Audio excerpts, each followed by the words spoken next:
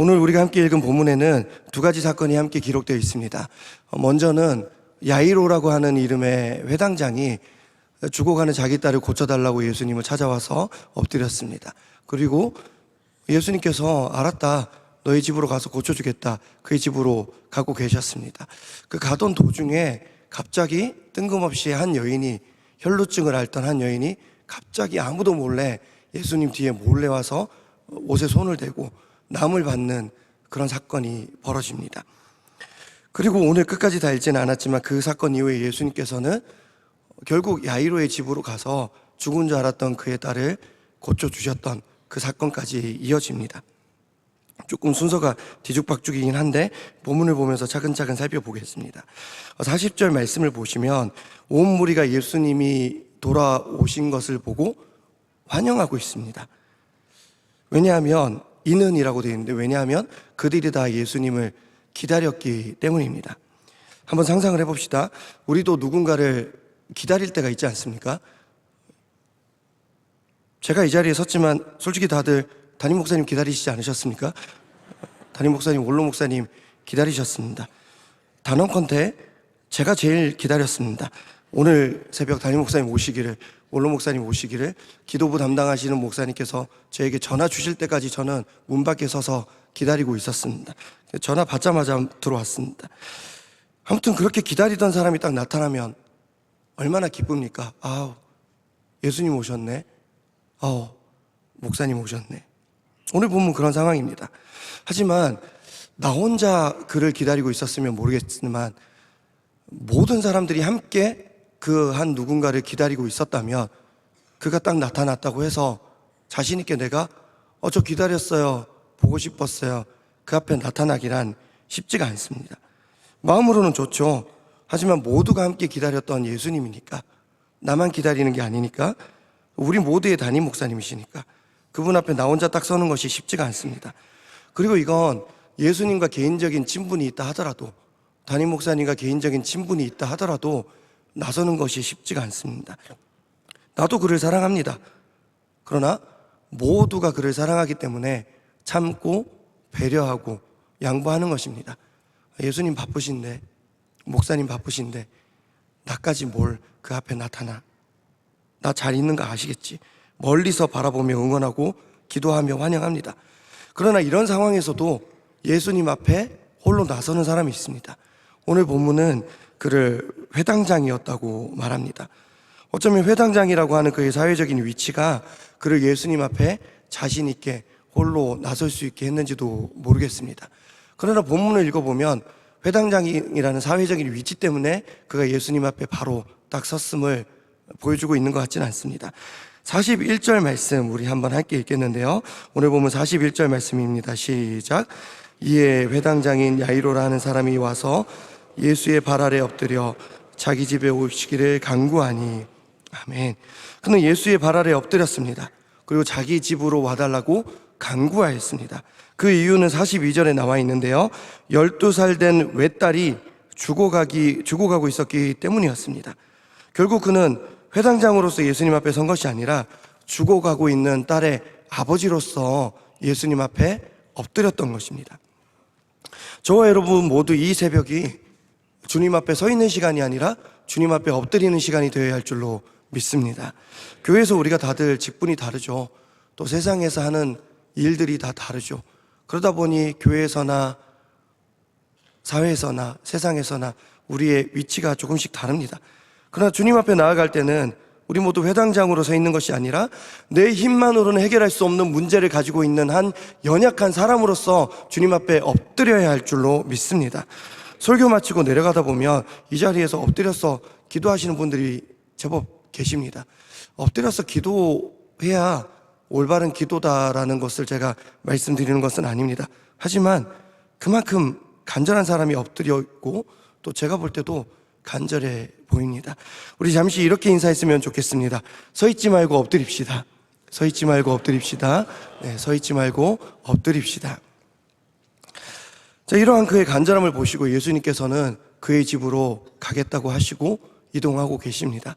그리고 오늘 본문에는 예수께서 가실 때에 무리가 밀려들더라라고 기록되어 있습니다. 평행 본문인 마가복음 5장 24절에는 이렇게 기록되어 있습니다. 큰 무리가 따라가며 에워싸 밀더라 라고 말하고 있습니다. 많은 사람들이 예수님을 따라가서 그저 뒤에서 따르는 것뿐만 아니라 에워싸서 밀고 당기고 있는 상황입니다. 어떻게든 한번 악수 한번 해보고 싶고, 어떻게든 한번 눈길 한번 받아보고 싶고, 어떻게든 한번 예수님과 말 한번 섞어보고 싶어서 다들 예수님 주위를 에워싸고 있었습니다. 그렇게 수많은 사람들에게 에워싸여서 뚜벅뚜벅 야이로의 집으로 향하던 예수님의 발걸음이 갑자기 멈춰졌습니다. 그리고 무리를 돌아보시면서 이렇게 물으십니다. 45절 말씀입니다. 예수께서 이르시되 내게 손을 댄 자가 누구냐 하시니 다 아니라 할 때에 베드로가 이르되 주여 무리가 밀려들어 미나이다. 아멘. 예수님께서는 내게 손을 댄 자가 누구냐라고 물으셨습니다. 그리고 주변에 있는 많은 사람들이 아마 화들짝 놀랐겠죠. 저는 아닙니다. 제가 손대지 않았습니다. 다들 자기는 아니라고 말하였습니다. 수많은 사람들이 에워싸고 있는데 한 사람의 범인을 어떻게 찾습니까? 이미 숨어버렸는데. 그리고 수많은 사람들이 에워싸서 이렇게 밀고 있는데 멈춰 있는 것 자체가 굉장히 위험하지 않습니까? 결국 수제자 베드로가 나서서 얘기합니다. 주여, 무리가 밀려들어 미나이다. 지금 당장 범인을 찾을 수도 없고요. 지금 여기 계속 서 있는 것은 너무 위험하고요. 가야 될 것 같습니다. 예수님. 하지만 예수님 계속 고집 부리시죠. 46절 말씀입니다. 예수께서 이르시되 내게 손을 댄 자가 있도다. 이는 내게서 능력이 나간 줄 알미로다 하신대. 아멘. 모두가 답답해 하든 말든 밀려들든 말든 예수님은 고집을 부리십니다. 주장하시죠. 분명 내게 손을 댄 자가 있었다. 왜냐하면 능력이 나갔다니까. 결국 베드로도 어쩔 수 없고 수많은 사람들도 어쩌지 못하고 야이로도 답답하고 나머지 사람들도 답답한 이런 상황이 벌어져 있습니다. 그러나 놀랍게도 잠시 후 한 여인이 예수님 앞에 떨면서 나와 엎드립니다. 그리고 자기가 예수님께 손을 댄 이유와 또 낫게 된 상황을 고백합니다. 그녀는 혈루증을 앓던 여인이었습니다. 무려 12년 동안 그 병을 달고 살았습니다. 물론 그녀는 그 병에서 노인받기 위해서, 그 병을 고치기 위해서 노력했습니다. 마찬가지로 평행 본문인 마가복음 5장 26절 말씀입니다.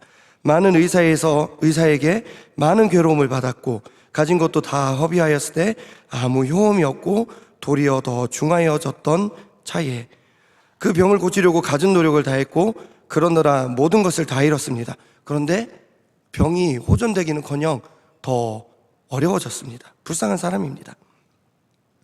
건강한 여성은 한 달에 한 번 생리적인 현상으로 하혈을 합니다. 그래서 생리적인 현상이니까 생리라고 하기도 하고 월마다 간다고 해서 달월, 진할경 해서 월경이라고도 합니다. 근데 혈루증을 앓던 이 여인은 계속해서 그 몸에서 피가 흘렀습니다. 그리고 당시 이 혈루증은 부정하다고 여겨졌습니다. 그래서 무리와 함께 생활할 수 없었고 그 증상이 나을 때까지 무리 밖에 나가서 격리 조치 당해야 했습니다. 나병처럼. 그래서 이렇게 무리 가운데 있으면 안 되고 만약에 사람들 사이에 있는 것이 들킨다면 율법에 의해서 벌을 받을 수 있는 처지에 있는 사람이 이 사람입니다.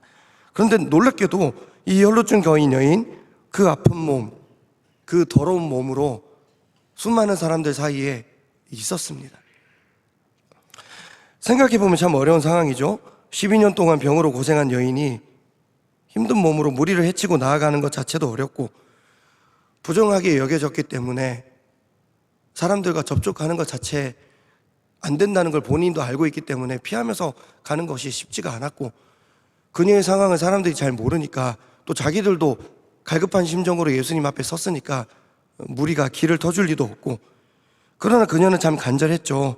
그 어렵고 힘든 상황에서 무리를 해치고 나갔고 결국 예수님 뒤에 섰고 그의 옷에 결국 손을 대었고 나았습니다. 문제는 이 사실을 아는 사람이 아무도 없었습니다. 제자들도 몰랐습니다. 베드로도 몰랐습니다. 안타깝게도 이게 우리의 모습입니다.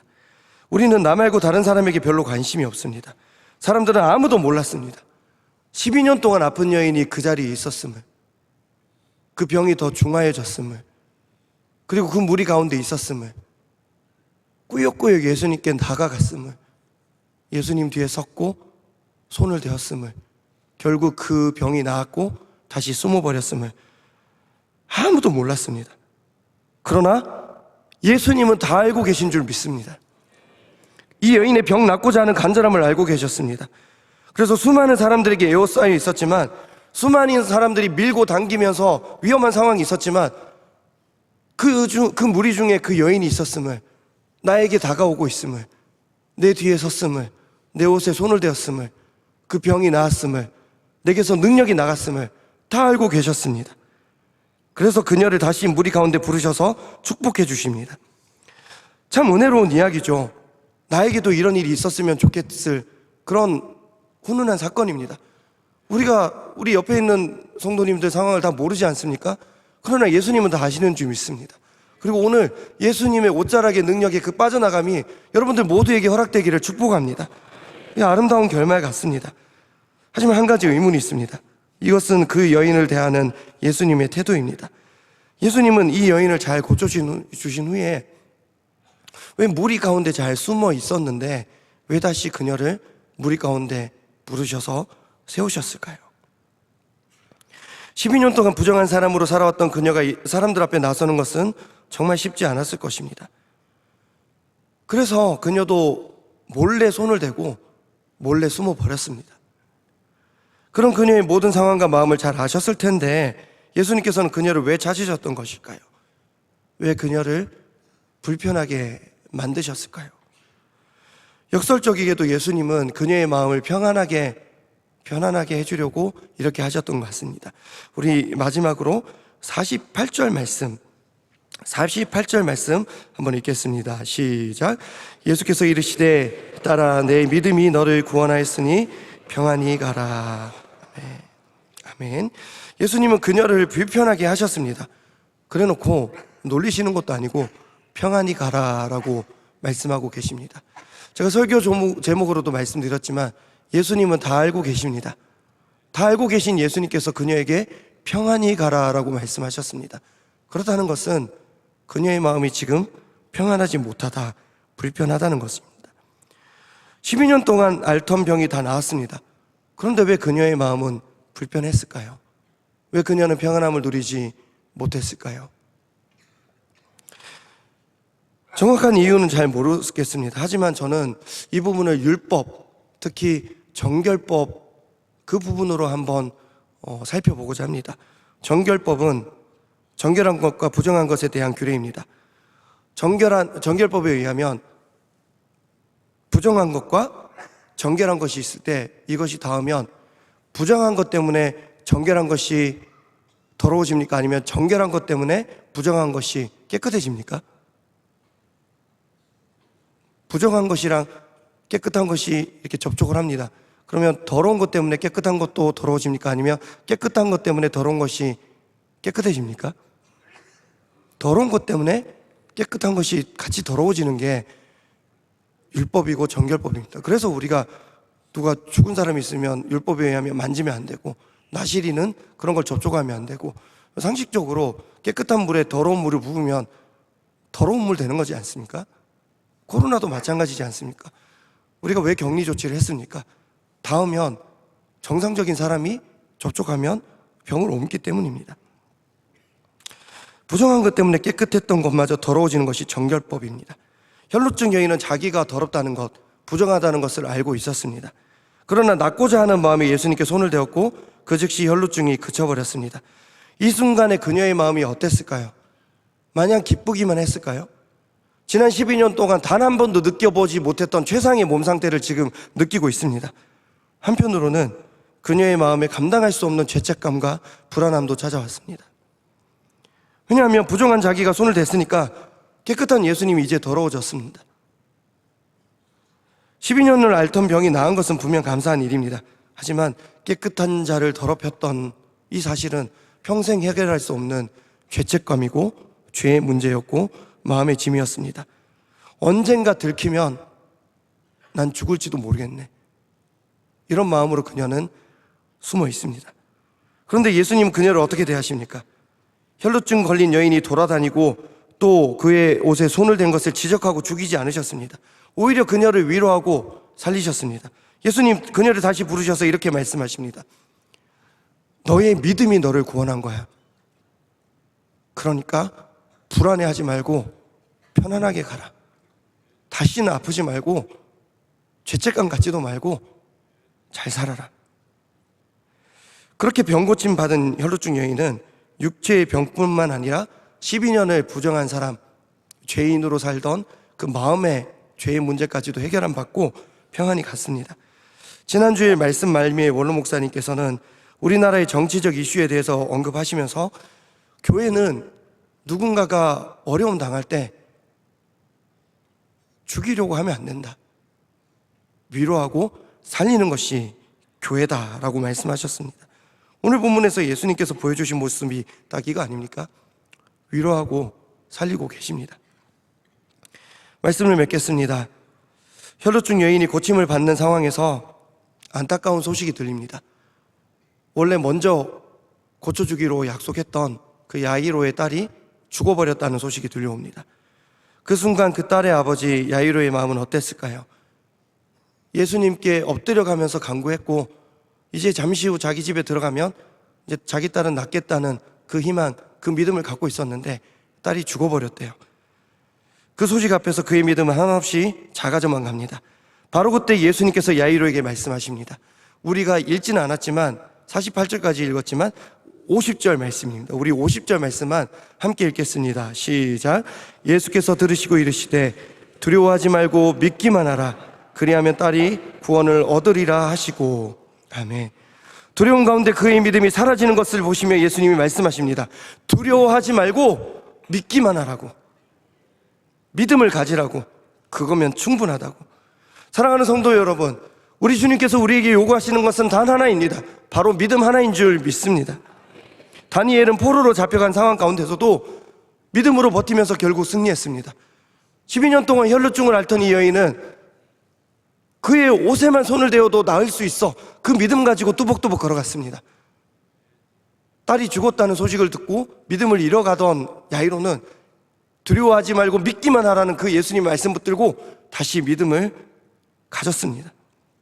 예수님은 우리의 모든 상황을 다 알고 계신 줄 믿습니다. 오직 주님 더욱 붙들고 두려워하지 말고 믿기만 하는 믿음으로 오늘도 각자의 자리에서 믿음으로 승리하시는 저와 여러분 되시기를 축복합니다.